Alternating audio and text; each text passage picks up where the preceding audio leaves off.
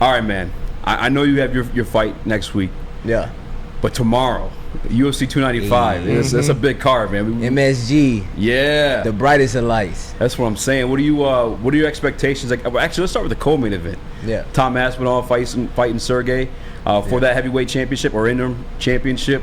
Yeah. What are your expectations and I guess your takes on those two fighters?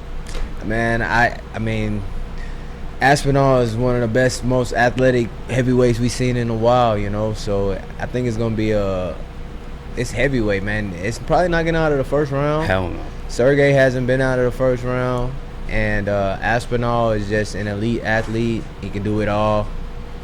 We don't know what either gas tank is like. Neither one has seen past the second round in some years. So, and Sergey, the first in years, probably ever. Yeah. I don't know. He's thick too. I think he got all first round finishes in the UFC, which is wild. Yeah. He's the type of person that, like, if he brush your arm, you fall over. You know, he's got that scary power. We call him the White Ngannou. Yeah, man. he a little different, man. And he's 6'3" with a 84-inch reach.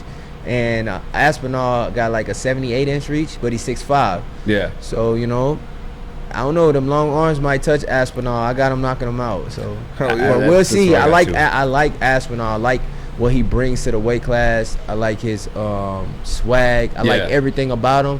But I just think it's just certain guys that, like, you got to stay away from. Yeah. But you can't stay away from when you're fighting for championship. Especially the heavyweight division, man. I mean, you're fighting, like, once you get to that top tier, killers, bro. Yeah. I mean, obviously in the UFC in general, actually, I mean, real quick to jump to your career, because obviously you in LFA, and you become almost like a legend a short time there with the amount of defenses you had there. But what has been the jump for you, LFA to UFC, or is it still the same thing? It's just dogs no matter what? Yeah, it's the level of competition is higher, the stakes are higher, but it's the same fight. Yeah. It's the same feelings, same nervousness. For me, I fought in the Apex 4 times now, and then 1 time in arena in my debut. So, like, I haven't really been able to experience the full UFC experience, right? Yeah.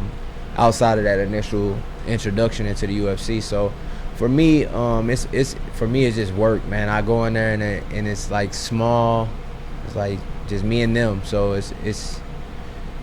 I'm excited to get into arena at some point soon. Hopefully, I am the most active fighter this year, most tested, second most tested fighter. So, and that's with a 7-month layoff, having my baby girl, you know. So congrats again, by the way. Congratulations. Yeah, most definitely. She has a beautiful baby. Thank you, bro. Thank you. I'm just excited, man. Excited to perform.